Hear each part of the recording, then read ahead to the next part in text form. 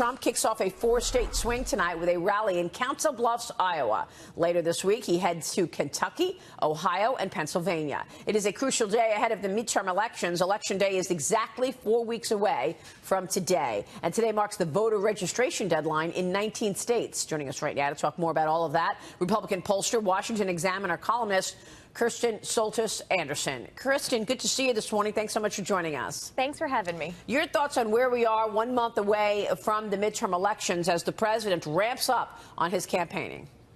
So where things stand depends on which chamber of Congress you care about most. So in the House of Representatives, Democrats are favored, in part because you have 24 Republicans in districts that Hillary Clinton won. And that's about how many seats Democrats need to pick up in order to take control of that chamber. So the House favors Democrats. The Senate, however, favors Republicans. There are so many Democrats in red states who, for instance, now have to defend a vote against Brett Kavanaugh, someone like Heidi Heitkamp in North Dakota. These are races that are going to be challenging for Democrats. The Senate is a much better place for Republicans politically right now. Yeah, but, you know, even though, Matt, the House so far is favoring Democrats, the gap has narrowed. Definitely. And it has improved to the Republicans post-Kavanaugh. And this matters a lot because if you're not going to see the Democrats take control of the House by a lot of seats, Nancy Pelosi may very well not be Speaker. Yeah, Kristen knows this because she reads all polls and is a great pollster herself. But if you look at all the polls we're talking about this morning, they don't take into a full account the Kavanaugh effect. All these polls are moving in the Republicans' direction. Even with women, you're seeing a great narrowing of the gap between Republicans and Democrats. So this election, the intensity is on the Republican side, and they seem to be closing the gap. The question is, can they close the gap quick enough? What do you think, Kristen?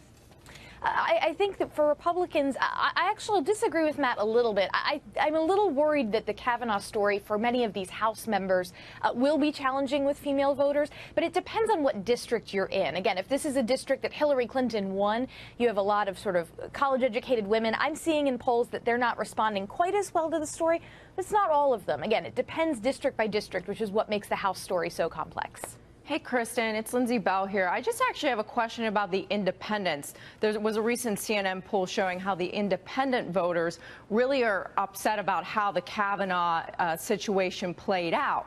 So who does it benefit? That's the question, is where are they going to vote? Are they going to vote Republican or Democrat in the midterms? Yeah, so when it comes to independent voters, it's interesting. They lean slightly against confirming Kavanaugh, but they also overwhelmingly believe that both parties did not handle themselves well in the process and that Kavanaugh himself was treated very unfairly. So I actually think in some ways with independents, it's a little bit of a wash. I think for them, issues like the economy are going to be a bigger driver. Where the Kavanaugh issue is really a big deal is with the party's bases, that's where the Supreme Court tends to be such a motivating issue. And to the extent that this has fired up Republican voters, the enthusiasm gap is the sort of thing that I'm interested in seeing. Did Republicans close it with this Kavanaugh nomination and now confirmation? I think there's a chance that that will be a benefit, again, especially in those Senate races, red states with incumbent Democrats. Well, the sleazy tactics and the underhanded nature of what the Democrats did in the Kavanaugh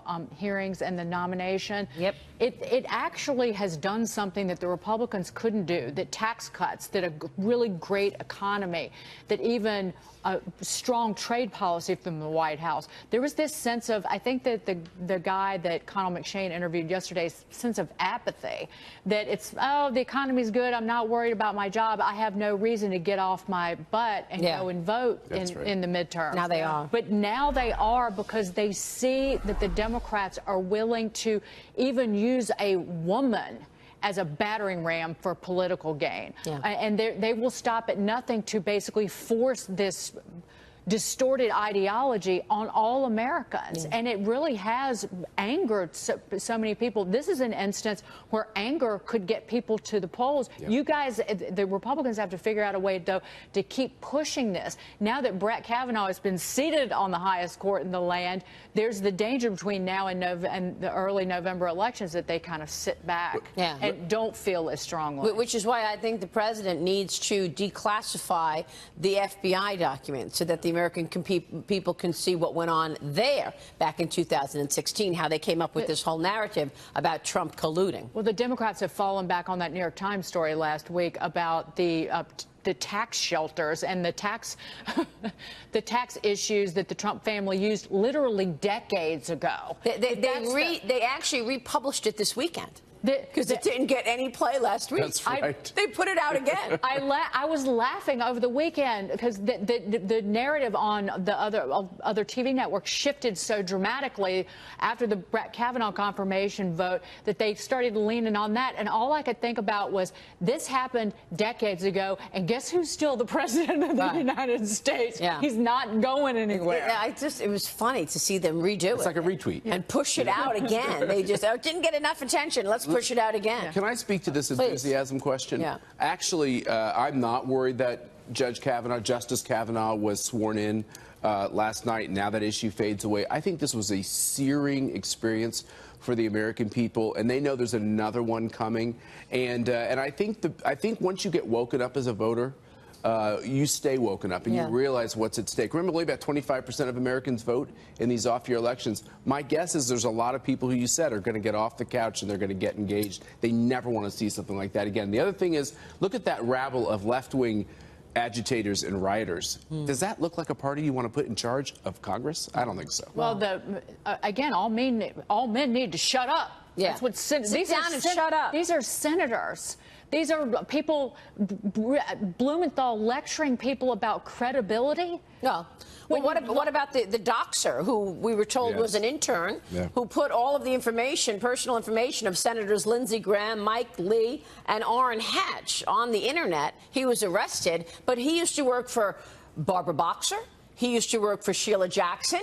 Did he just come up with it himself to put this stuff out there? Or did somebody tell him, here's Orrin Hatch's personal information, go put it on the internet? We'll be watching that one. I thank you. God bless you, and may he continue to bless the nation that has showered this land with love for more than 2 centuries. Thank you all. God bless you all.